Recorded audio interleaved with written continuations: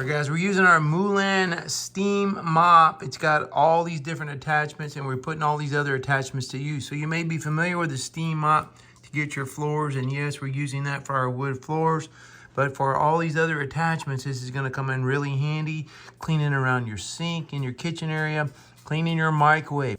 Here is our microwave. Half of it is dirty, very dirty, as you can see, and half has been cleaned easily with the Steam Mop attachment. So my wife's gonna clean the rest of it here.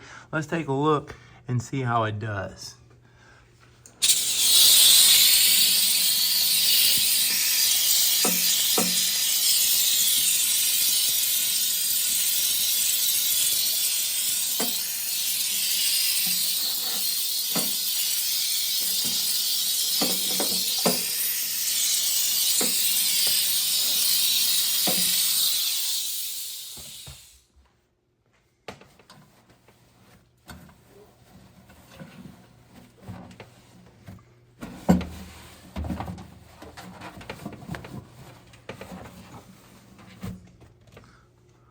All right, you can see,